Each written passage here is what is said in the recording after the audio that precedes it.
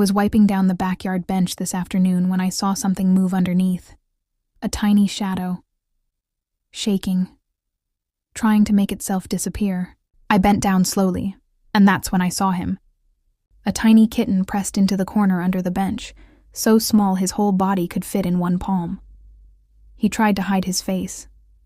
Tried to shrink even smaller, but his little eyes looked right at me. Eyes full of fear, pain, and a silent plea. Please, don't leave me. Jojo came beside me and lay down quietly, as if telling the baby, "You're safe now." Vanilla stepped closer and sniffed him softly. Pultu sat behind us, calm and protective, watching over the tiny life hidden under the bench. I whispered, "It's okay, baby. I see you." Slowly, gently, I extended my hand. He didn't run. He didn't scratch. He just lifted his tiny head, looked at me again, and made the saddest little sound. Half cry, half surrender. I picked him up carefully and wrapped him in my FourPawFriends soft T-shirt, folding it into a warm little nest. The moment the fabric touched him, he relaxed. His trembling stopped, and he pressed his face into the shirt like he finally felt safe. Jojo brushed against my arm, purring. Vanilla walked beside me. Pultu followed behind like a gentle guardian. Together, we brought the baby home.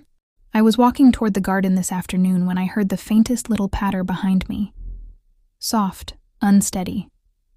Like someone trying so hard to keep up. I turned around. And there he was. A tiny kitten, too small to be alone, slowly walking behind me on shaky legs. Every few steps his little body wobbled, and he fell onto his side, but he kept getting up, again and again, trying so hard to follow me. My heart almost broke. Jojo came running and circled around him, meowing softly, encouraging him to keep going. Pultu slowly walked beside him like a bodyguard, making sure he didn't fall too hard. Vanilla stood a few feet away, watching with worried eyes. I knelt down and whispered, "Baby, you don't have to walk alone." He looked up at me with eyes full of exhaustion and hope, like he wanted to come to me, but his little body couldn't take another fall. I gently lifted him into my arms and wrapped him inside my FourPawFriends hoodie, warm and soft from the sun. The moment it touched him, he relaxed completely, pressed his tiny face into the fabric, and let out a soft, tired sigh. He wasn't following me anymore. Now he was safe with me. Jojo brushed against my leg proudly. Vanilla walked beside us. Pultu followed behind like a gentle guardian. Together, we brought him home, step by step, with all the love he needed. When I stepped into the backyard this morning, something felt unusual.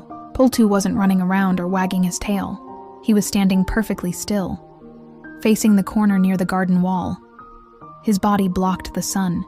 His tail hung low. His ears were forward. He was guarding something.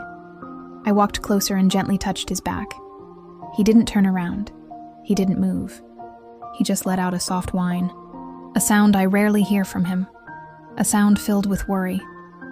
I knelt down beside him, and that's when I saw the tiny kitten curled against the wall. So small, so fragile, eyes half closed, breathing fast like he was fighting to stay awake. He tried to lift his head when I reached for him, but his little body collapsed again. Pultu lowered his big head and nudged the baby gently with his nose, as if saying, "Please save him. I've been watching him for you." My heart melted. I took my FourPawFriends tote bag, lined with a soft cloth, and slowly lifted the baby inside.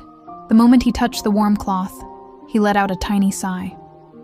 Not of fear, but relief. Pultu followed close behind me, step by step, making sure the baby stayed safe all the way inside. He didn't leave the baby's side once,